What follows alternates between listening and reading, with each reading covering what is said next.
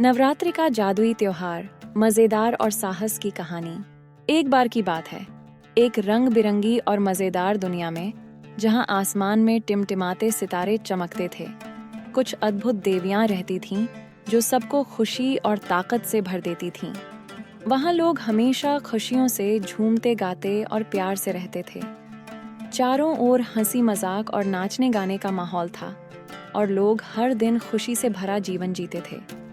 बच्चों की हंसी, मिठाइयों की खुशबू और रंग बिरंगे कपड़ों में सजे लोग हर ओर थे। लेकिन एक दिन इस खुशहाल दुनिया में एक शरारती दानव महिषासुर आ धमका। वो इतना चालाक था कि तरह तरह के रूप बदलकर सबको डरा देता था, जिससे लोग दुखी और डरे हुए रहने लगे। देवताओं ने ऊपर से देखा और समझा कि अब किसी महान नायक की जरूरत है। इसलिए उन्होंने मिलकर सबसे शक्तिशाली देवी को जन्म दिया, देवी दुर्गा। दुर्गा का रूप प्यारा और बिल्कुल बच्ची जैसा था। उनकी कई जादुई भुजाएं थीं और हर भुजा में एक खास हथियार था। उनका दिल साहस से भरा हुआ था, एक बड़े रोमांचक सफर के लिए तैयार। जैसे ही नवरात्रि का जश्न शुरू हुआ, हर कोई दुर्गा की वीरता का जश्न मनाने के लिए इकट्ठा हुआ। इन 9 दिनों में दुर्गा ने 9 अलग अलग देवियों के रूप धारण किए। हर रूप में एक खास शक्ति छिपी थी। चलो उनकी मजेदार कहानी को जानते हैं। पहला दिन, शैलपुत्री। दुर्गा पहाड़ों की बेटी बन गई, शांत और दृढ़। उनकी शांति से पूरे जंगल में मीठी हवाएं बहने लगीं और सबको सुकून मिला। दूसरा दिन, ब्रह्मचारिणी। दुर्गा ने ध्यान और ज्ञान का रूप लिया। वो अपने कमल के फूल पर बैठकर गहरे ध्यान में चली गईं और उनकी शक्ति और बढ़ गई। तीसरा दिन, चंद्रघंटा। अपने माथे पर घंटी के आकार का चांद लिए दुर्गा योद्धा बनी और महिषासुर से भिड़ने के लिए तैयार हो गईं। महिषासुर ने चालाकी दिखाई, लेकिन दुर्गा हंसते हुए हर चाल को पलट देती थीं। तुम मुझसे जीत नहीं सकते, वो मजे से बोलीं। चौथा दिन, कूष्मांडा। अब दुर्गा वो देवी बनी जिसने पूरी दुनिया को रचा। उन्होंने अपने हाथों से जगत में रोशनी फैलाई। पूरा मैदान सितारों जैसे चमकते प्रकाश से भर गया। पांचवां दिन, स्कंदमाता। मां का रूप धारण कर दुर्गा अपने बेटे कार्तिकेय को गोद में लेकर प्यार से मुस्कुरा रही थीं। उनकी ताकत इस बात से आई कि सच्ची शक्ति हमेशा प्यार में छिपी होती है। छठा दिन, कात्यायनी। अब दुर्गा ने सबसे बहादुर योद्धा का रूप लिया। उनकी आंखों में चमक थी और महिषासुर डर से कांपने लगा। तुम्हें लगता है कि तुम मुझसे जीत सकते हो? उन्होंने हंसते हुए कहा और महिषासुर को भागने पर मजबूर कर दिया। सातवां दिन, कालरात्रि। अंधकार में घिरी लेकिन ताकत से भरी हुई दुर्गा ने अपने जादुई रूप से महिषासुर को दूर भगाने का रास्ता बना लिया। आठवां दिन, महागौरी। अब दुर्गा ने शांति और पवित्रता का रूप लिया।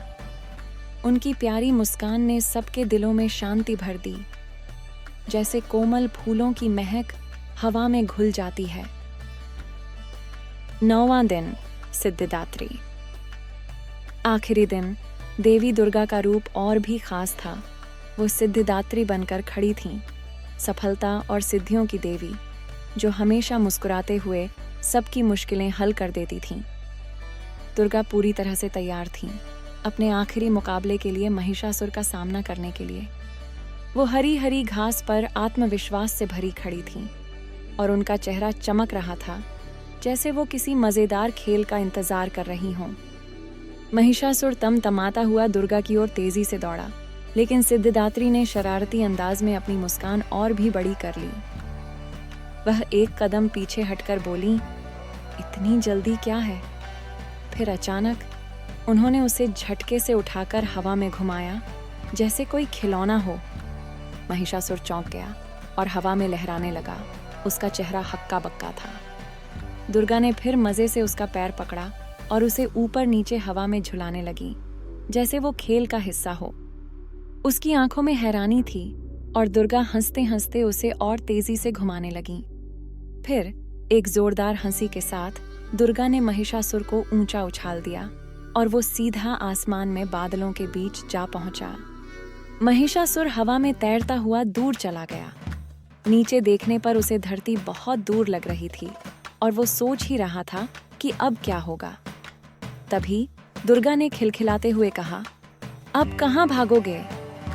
दुर्गा ने अपने त्रिशूल से एक चमकदार लहराते हुए कहा और पुफ, महिषासुर हमेशा के लिए गायब हो गया, एक मजेदार और चमकदार अंदाज में।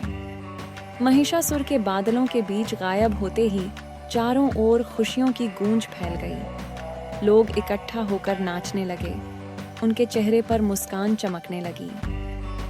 आसमान में जगमगाते सितारों की तरह आतिशबाजियां छूटने लगीं और रंग बिरंगे कपड़े पहने छोटे छोटे बच्चे खुशियों से झूमते हुए नाचने लगे। दुर्गा की अद्भुत जीत का जश्न हर तरफ प्यार और जादू से भर गया। उस दिन से नवरात्रि का त्योहार खुशियों का प्रतीक बन गया, जो हमें याद दिलाता है कि अच्छाई हमेशा जीतती है और दिलों में हमेशा प्रेम और रोशनी बनी रहती है।